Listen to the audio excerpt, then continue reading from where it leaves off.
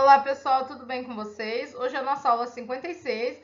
Nós vamos continuar falando sobre notação científica. Então, só para relembrar, o número escrito na forma de notação científica é um número multiplicado por uma potência de 10, e esse número, que a gente chama de mantissa, né? Ele tem que ser um número no intervalo de 1 a 10. Tá? Não pode ser maior que 10, não pode ser menor que 1, para que esteja escrito em forma de notação científica. Só para a gente entender um pouquinho, quando que surgiu a notação científica? Por que da notação científica? Isso é atribuído ao matemático e filósofo grego Arquimedes, né? A primeira tentativa de escrever um número muito grande. Por que ele teve essa necessidade? Porque por volta do século 3 a.C., ele queria saber quantos grãos de areia são necessários para preencher todo o universo, né? Então, como que ele ia escrever esse número enorme? Quantos grãos de areia será que são necessários para preencher o universo? Bom, Arquimedes chegou a um número estimado por ele de 1 vezes 10 elevado a 63 grãos. Acho que a gente não vai querer conferir, né, gente?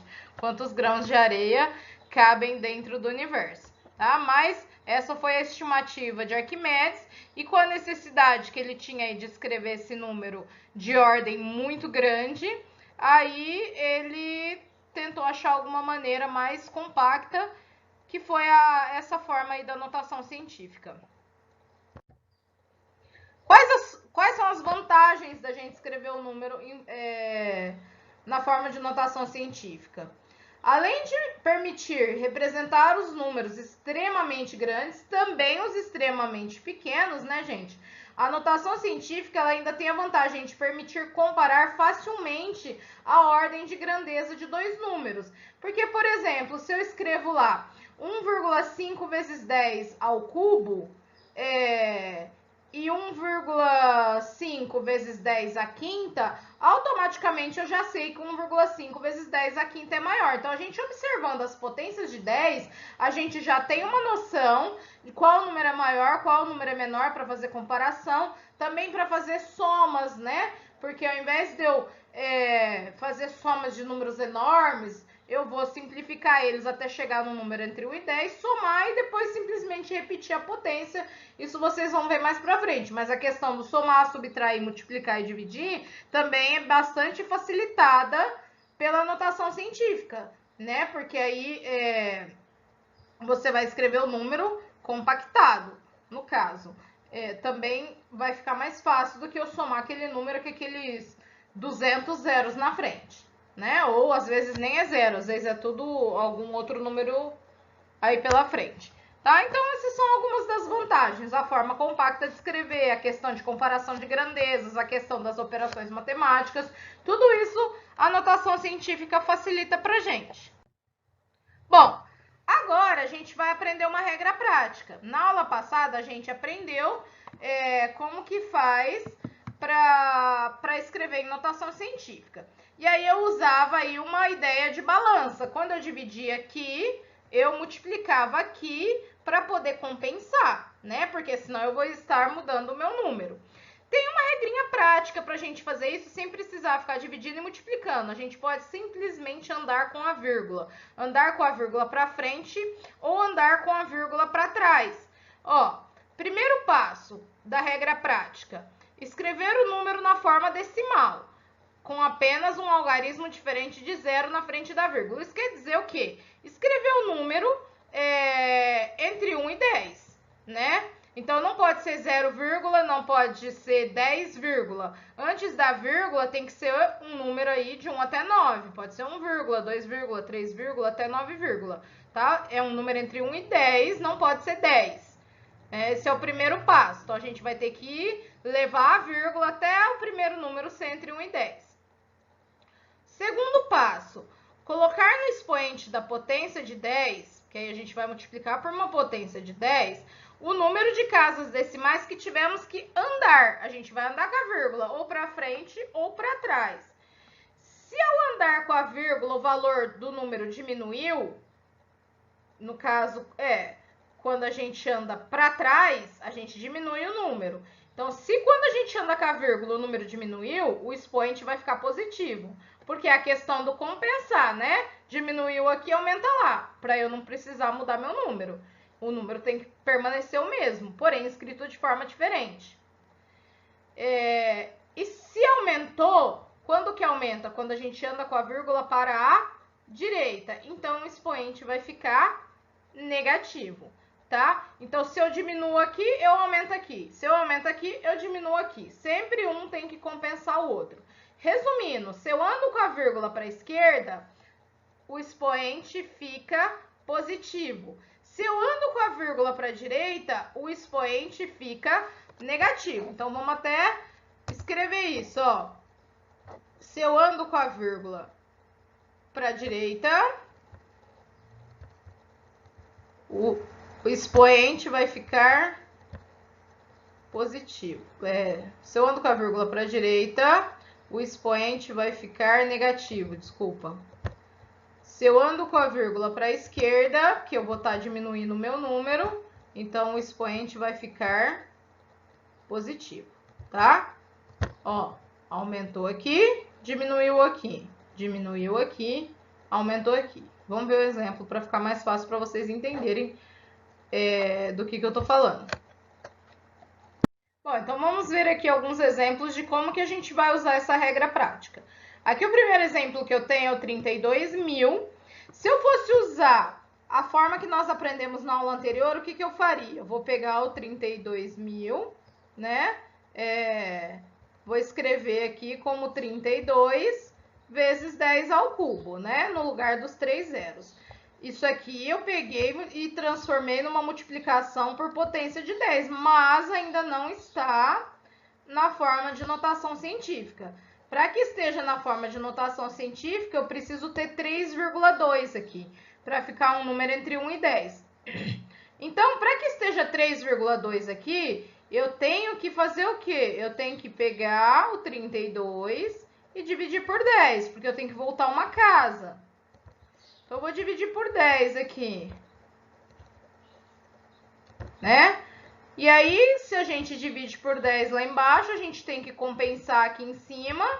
Então, vai ficar vezes 10 ao cubo e vezes 10 elevado a 1. Pode colocar 1 ou não, mas tem que lembrar de somar 1. Tem que lembrar que é 1. Então, 10 elevado a 1.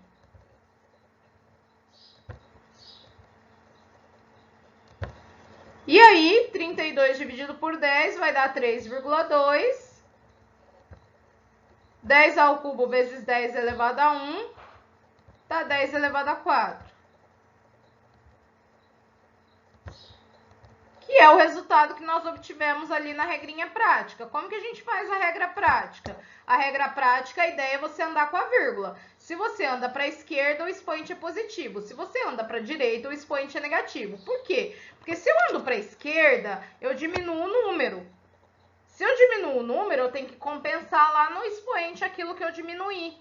Se eu ando para a direita, eu aumentei o número. Se eu aumentei o número, eu tenho que compensar lá no expoente e diminuir, tá? Então, para a esquerda, expoente positivo, para a direita, expoente negativo, porque a gente tem que compensar um no outro, a gente não pode mudar o número. A gente simplesmente está escrevendo ele de uma forma diferente, mas a ordem dele, a grandeza dele tem que ser a mesma, né? Então, usando a ideia da regra prática, 32.000 é um número inteiro, então subentende-se que a vírgula se encontra aqui, né? E aí, o que eu vou fazer? Eu tenho que andar com ela até chegar aqui, né? Vou andar quantas casas? 1, 2, 3, 4. Se eu andei 4 casas para a esquerda, eu vou colocar aqui o expoente 4 positivo. Então, eu acho bem mais fácil essa regrinha prática, mas as duas opções são opções, tá? Pode fazer de qualquer das duas maneiras que você entenda melhor. Olha esse número aqui, ó. Esse número aqui eu vou ter que andar com a vírgula para a direita até chegar no 9. Eu tenho que chegar com a vírgula aqui. O número antes da vírgula nunca pode passar de 9, não pode ser 10. Também não pode ser 0, não pode ser menor que 1. Tá? Então, um número antes da vírgula ele pode ser 1, 2, 3, 4, 5, 6, 7, 8, 9. Só, tá? Bom, e aqui o que vai acontecer? Nós vamos andar com a vírgula para a direita. Então, consequentemente, o meu expoente vai ser negativo, tá? Porque eu vou aumentar o número aqui, eu tenho que compensar diminuindo aqui. Vamos ver quantas casas a gente vai andar, ó. 1, 2, 3, 4, 5, 6, 7, 8, 9, 10, 11, 12, 13, 14, 15, 16, 17, 18, 19, 20, 21, 22, 23, 24, 25, 26, 27, 28. Aqui deu uma escorregadinha, pessoal, tá? Mas deu para contar aí 28, ou seja, eu vou jogar esse 28 aqui no expoente como negativo, 10 elevado a menos 28. A gente poderia fazer esse processo aqui, né? Ia ficar bem chatinho aí, o número é muito grande, certo? Então, é só andar e contar as casas, sempre prestando atenção se o expoente vai ser positivo ou se o expoente vai ser negativo. Aqui eu coloquei o exemplo 54, porque o 54 é um número inteiro, o 32.000 também é, tá? Só que o 32.000 tem zeros, e às vezes vocês vão pensar que sempre para escrever um número em forma de notação científica, ele tem que ter zeros, e não, qualquer número pode ser escrito em forma de notação científica. O 54, por exemplo, ele não tem zeros, não tem problema. Não pode ser 54, eu tenho que chegar aqui, né, para ficar 5,4. Porque, como eu já falei várias vezes, para escrever na forma de notação científica, tem que ser um número entre 1 e 10. Antes da vírgula, não pode passar de 9. Bom, quantas casas eu tenho que andar? Somente uma. Se eu andei uma casa para trás, eu vou compensar aqui colocando um expoente positivo, né? Porque se eu diminuo lá, eu aumento aqui. Lembrando, pessoal, que esse mais um aqui, não é necessário que seja colocado. 10, 10 elevado a 1, 10 elevado a mais 1 é a mesma coisa. Se vocês escreverem somente 10, está correto. Se escrever 10 elevado a 1, está correto. Se escrever 10 elevado a mais 1, também está correto. Então é isso, pessoal. A regra prática é essa. Vocês com certeza podem usar qualquer uma delas, mas eu particularmente acho que a regra prática facilita bastante pra gente, tá certo? Então é isso. Espero que vocês tenham conseguido acompanhar, espero que vocês tenham gostado. Não se esqueçam das atividades propostas pelo professor e até a nossa próxima aula.